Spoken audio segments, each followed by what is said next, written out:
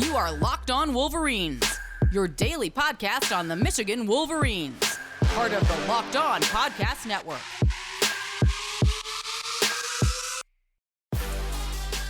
It's Pi Day. It's Monday. We are back. We're doing it. Locked On Wolverines podcast, part of the Locked On Podcast Network, where it is your team every day. I'm your man on the ground, Isaiah Hole, publisher of Wolverines Wire through USA Today Sports Media Group. We've got Zuri sitting in front of me for some reason. I don't know what she's doing. She's just sniffing everything. But we are in the chock full aspect when it comes to the sports. We are back to overlap, which only really happens in November, December, brief moment in December, but we are back with college basketball, spring football, all of the excitement, everything happening, lots of things in the news. So we're going to get to as much as we possibly can. We'll get to the press conference from today, a couple of the things that stood out to me from that. But we also have a basketball NCAA tournament seeding to get to. So excited to get to that. And if we have time, we'll touch on Tom Brady, the GOAT, deciding he is coming back. First, I do want to point out one thing. I just got back from the gymnasium. Where, remember how I've told you, whenever I go to the gym, and I have a home gym in here, not that I use it that often, but I tend to alternate a little bit. I'm going to try really, really hard to get everything going here, but I hadn't been in about a month, but every time I go, Joey Velasquez is there working out, second workout of the day, every time. He had a friend with him, Ericol, who's looking absolutely jacked, just absolutely jacked. So anyway, want to throw out there, those guys are doing their due diligence. They are working. They are getting everything going. They're always just as excited to see that I'm working out, right? Joey's always like, what's your workout today? That's what I want. So huge, getting gains. But all right, let's talk about this NCAA tournament business because oh boy, it did not look good the last time we spoke.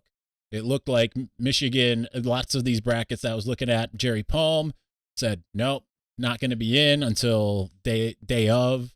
Joe Lenardi had Michigan as one of the last four in. Pretty much everybody's bracket in the bracketology and the predictions from Thursday all the way up through Sunday afternoon basically had Michigan either as not in at all or last four in, having to do a play-in game in order to even get into the tournament.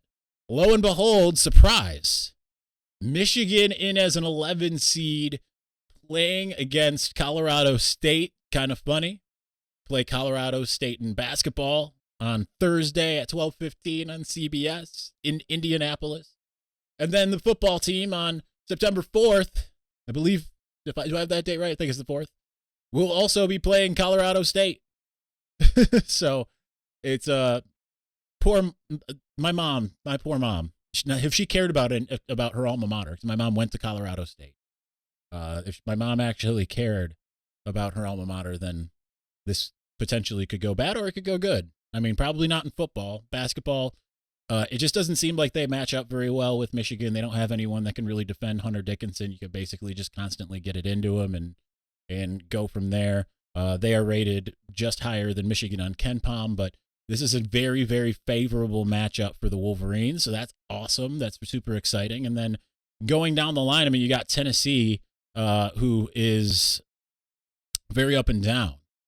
So granted, Michigan will have to break its every other game streak situation.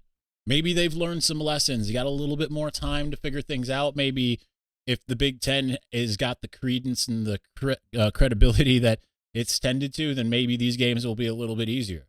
But wouldn't it be something if Michigan could find a way to get into the second weekend, considering everything we've seen? And certainly there's a lot of people that are complaining. There are more people certainly complaining, and I think rightfully so, that Texas A&M did not make it in after making it all the way into the SEC championship game.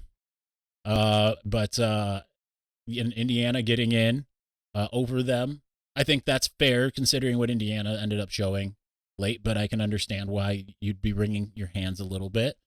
But this is awesome news for Michigan as far as that's concerned. So let's see here. I want to see. Let me see if I can pull this up real quick, just so that we can look up to make sure. We're doing this by Run Your Pool, by the way, and I do want to mention here at the top. You go to the Locked On Wolverines Twitter account. I haven't even signed up yet, so I don't know how many people have yet. But if you go there, and you'll note that you can fill out a bracket, and if you win said bracket, $100 coming out of my pocket. $100 coming out of my pocket.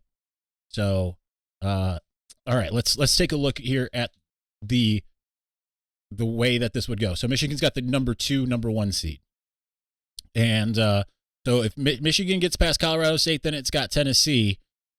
And then in the next step, you've got Ohio State, Loyola, Chicago, Villanova. One of those three is probably coming out of that next one, right? Michigan's beaten Ohio State before. So if Ohio State can somehow get past Villanova, then real good shot, you know? And then on the other end, I mean, you're looking at either Illinois. Michigan hasn't beaten them. Houston, who's pretty freaking good. Seton Hall, who's obviously beaten Michigan. TCU or Arizona. So I don't know that Michigan is necessarily getting past. I think that certainly they can get to the Sweet 16.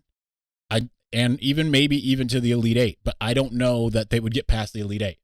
But anything can happen. And that's the good news, is that Michigan has at least gotten a very favorable draw. And then when you look at the difference between Michigan and, for instance, a Michigan State team, which they said right on the broadcast, Michigan State's in trouble against Davidson. They've got Davidson, who very well could upset them in round 1. And then they've got Duke if they can get past Davidson. So it is daunting. Beyond that, Texas Tech, Alabama, those are all teams that are looming. Michigan State very well might not get out of the first weekend. Ohio State might not get out of the first weekend. Michigan might not, but I like Michigan's chances. I like Michigan's matchup against Tennessee more than I like Ohio State's matchup against Villanova. So, pretty exciting. Pretty. It's. I think I like what Juwan Howard said. It's our seeding was deserved, right? They're an 11 seed. It's deserved. They got in, but it certainly could have gone better. All right. So, all right, let's move on. Let's talk a little football here momentarily. But before we do, I got to tell you right about what I just mentioned, the Run Your Pool, because March Madness is this week. That's right. You need to start thinking now about where you're going to be running your bracket. So are you going for the usual or are you going for the best? We've done our homework here, and we're running brackets with runyourpool.com. Along with the standard brackets, Run Your Pool offers game types like Survivor or Pickaxe. We're doing a standard bracket, personally. Both are really fun in their own way, though. They have options to edit scoring, and they have more intel to make your picks. All stuff you won't find at ESPN or CBS. If you've got a business, Run Your Pool can help you take some of that madness magic and play alongside your employees or even gain customers. Plus, they offer full white glove customer support, custom branding, and one of the easiest 3-minute setups you'll ever find. Clearly, we believe Run Your Pool because, like I said, we're running our brackets there ourselves. There's no truer test than that. If you want to play against us for a shot at a cash prize up to $1,800, join us at runyourpool.com/lockedon. You can also, I'd encourage you to do that. Also, go to the Locked On Wolverines one, and we don't have as good of a little link, but for $100 right out of my pocket. So while you're there, create your own pool for your family and your friends. Enter Pure Madness at checkout for $10 off your custom pool. All the rules and details will be available there. That's runyourpool.com/lockedon for your chance to win a cash prize up to $1,800. We look forward to seeing and beating you there. And man, do I love March Madness, and I love those brackets, but I can't remember the last time I actually went deep or even won any money. I'm always out like pretty quickly. Anyway, I'm hedging my bets this year with Stat Heroes NCAA Pick'em contest. Stat Heroes NCAA single game Pick'em pits the star players against each other in an amazing hybrid between fantasy and sports gambling. Take control back from those handicappers that always seem to have the advantage. Start focusing on the players you know best with the gameplay that doesn't rely on big spreads, long odds, or funky props. Stat Hero gives you the advantage, resulting in their gamers winning 4 times more often. Why? Because Stat Hero eliminates the mystery about who or what you're going up against. In addition to their pick'em games, they also have dozens of lineups you can comb through to take on head-to-head. They simply post sets of players for you to take on with a set of players you choose. Stat Hero is the easiest and fastest way to get your sports action fixed. The simple, sleek gameplay will have you playing in minutes. This is what daily fantasy was meant to be. So you know what? Sign up today for free right now at stathero.com/lockedon. Use the promo code LOCKEDON for a 100% deposit match. That's stathero.com/lockedon, promo code LOCKEDON for a 100% match. stathero.com/lockedon, promo code LOCKEDON. Terms and conditions apply.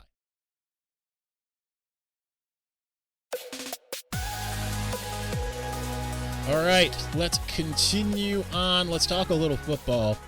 Let's talk about football that isn't, we already talked about some of these other, what have you. But let's, about the guys at the gym, guys working. And I actually wasn't at the press conference last week, so I can't talk about the Cade stuff. I just wasn't there. But we can talk about, we talked to Zach Zinter, and we talked to Mike Morris, and we talked to Cornelius Johnson. I think Cornelius Johnson gave us his best press conference yet. I thought he was excellent. I thought he was very, very good. I thought that the biggest takeaway for me from the entire thing, because asked like, what's your motivation for the year, right? Like last year it was a chip on your shoulder. And, we heard some from like Zach Zinter and Mike Morris about like, you go through, like we have to, essentially pretend last year didn't happen. That's kind of what they said. Not really, but paraphrasing. But for Cornelius Johnson, the way he phrased it is I go through it personally is have to beat the state teams. I'm focused on the state teams. Penn State, Michigan State, Ohio State. And with that mixed in, he's like, we got 15 practices in spring, and we're not preparing for a game, so it's a little different. It's hard to have that same type of motivation. So I treat each practice like it's a game. So he's like, we're 7 weeks in right now, or 7 practices in rather. And so it's like game 7. It's like, got to do something special for game 12, which you know what that is. The 13th is like going to Indy. 14th is college football playoff semifinal. 15 is the national championship, and also is the spring game. So I like that mentality. I really do. I think that is interesting. That's cool. I'm excited to see. I really feel like they are all saying the types of things that it just feels right. It just feels good. And Mike Morris talking about it's his time now, but not in the sense of like he hasn't been anointed, nothing like that. It's just a situation where he knows he has to be the guy, so he's determined to be the guy. And he feels like, it's perfect with Jesse Minter being named the new defensive coordinator, because all he was hoping for was that he'd be able to continue in the same system. He's showing off a lot of versatility, and he wants to continue to be able to be versatile and be able to line up wherever and do all these different things. But he's like, I know it's my time, so I have to do it that way. Got some rave reviews from he, along with Mozzie and Chris Jenkins and Taylor Upshaw. Got a lot of credence from Zach Zinter. When I asked Mike Morris as well, who's impressing you, maybe an unfamiliar name or two, it was very quickly, he said Braden McGregor. And he also added Derek Moore, which is exciting because true freshman guy that I think I had pretty much close to the top of my list of first-year contributors. I look at Derek Moore, look at Darius Clemens, and I think that those guys are ones that can really contribute. My other favorite thing that came out of today was Cornelius Johnson asked about Mike Sainristil, and he says, I think it's hilarious. It's like, now I'm going up against him. He's like, we had like this 5-person wide receiver group that came in my class, and now it's only me and Mikey left, and he switched over to DB, and now he's like lining up against me. But he says that it's too soon to tell who's getting the better of who but they rarely line up against each other because it seems like he's playing more nickel. So Sainristil is. So it's it'll be fun. I'm just kind of based off of the types of things we've heard so far. I'm not going to completely write off the idea that he stays on defense. It does still feel like probably not. That's generally how I feel. But and I still it's hard to take anything. You take these things with a grain of salt, because I remember Ben Mason at defensive end at this time of year 3 years ago. 3 years ago was like, oh, he's going to be so good. He reminds us of Chase Winovich. Maybe not. The name that I wasn't, and maybe he's not healed yet. I probably should ask. I should ask somebody that I want to hear that I haven't heard about yet is Gabe Newberg on the defensive end side. But because he was out with an injury and streak close every game last year. So I'm curious to see if he's able to kind of get up and going. Because like I told you last week, former staffer told me when he was still on staff, he's got everything that Chase Winovich has. So I'd be excited to see if you can get him going. All right. So let's just spend a couple of seconds, not too long, talking about Tom Brady, the GOAT, coming back. That's happening. Super exciting. Anyway, it's that time of year again. College basketball's tournament is finally upon us. From all the latest odds, contests, and player props, BetOnline.net is the #1 source for all your sports betting needs and info. BetOnline remains the best spot for all your sports scores, podcasts, and news this season. It's not just basketball. BetOnline is your continued source for all your sports wagering information needs, including live betting and your favorite Vegas casino games. Head to the website today or use your mobile device to learn more about the trends in action. BetOnline, where the game starts.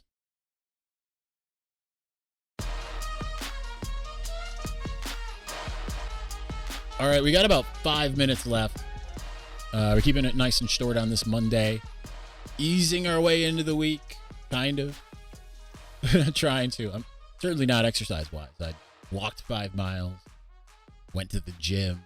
I'm going back to Florida in April to visit my grandmother, and just really trying to, use that as a time. You ever do that? Do you ever set whether it's a vacation or just any kind of thing? I've done that before with like the football season. I'm like, all right, football season starts in 6 weeks. 6 weeks, I want to be here. It's always 6 weeks, but for me, except for right now, it's 3. But 3.5 weeks before I go down to my grandmother's. But nonetheless, all right. Let's get to the news that broke the internet last night, and it was hilarious because it came literally the moments that the brackets ended. The bracket reveals ended. Tom Brady coming back to the Tampa Bay Buccaneers, says he's not done. I think that is incredible. The timing of it's incredible. I loved all the memes that came out of it, but you know what? It seemed weird to me that he retired in the first place, because it just didn't really feel right. It didn't feel like it was his time. And I think if he goes and he wins the Super Bowl this year, I could see him saying, all right, I'm going to go out on top. But even then, I don't think so. He's a dude that led the league in multiple categories. He's still upper echelon of the NFL. So it seems bizarre to me that he was going to hang him up. And at least he only stayed retired for 37 or 39 days. So that's great. That it wasn't like a Brett Favre type situation, where it's just he's gone and you spend most of the time. I remember when I was moving to California, in 2008. I remember it was July 11th, 2008. That was the day that Brett Favre was coming back. I think the first time, maybe it was the second time. Probably it might have been the second time. And, I had bought a little satellite radio thing for my car. They were pretty hard to install at that time. But they was like, oh yeah, we can listen to ESPN radio on the drive out and all that kind of stuff. And it just dominated the news. That's a tangent. But anyway, this is great for NFL. The NFL is it's so much better with the GOAT, with a all-time Michigan alum in the pros. And I mean, he really hasn't lost his edge. Dude looks like he's 25, kind of. So it's great. I'm super excited, especially as someone who I don't really watch the NFL, but Tampa Bay has been my on and off team since 2002. So, and I'm not just talking about the Super Bowl. I got into them before then, but because my uncle's from Tampa, or he's from that area, so I kind of got forced into rooting for him. But I mean, it's pretty awesome. The GOAT coming back, and it would not surprise me in the least if they won another Super Bowl. Yeah, they ran into the Rams. The Rams ended up winning it all. But I'm very excited to see what Tom Brady is able to do for yet another season. All right, we're going to go ahead and call it. Just don't have a ton. But is what 'tis.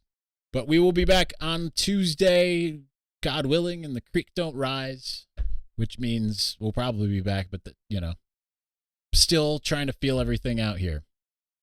But anyway, all right, that's going to do it for us today. We'll talk to you Tuesday or Wednesday, but probably Tuesday. Thanks for watching and or listening. We will talk to you then. Peace.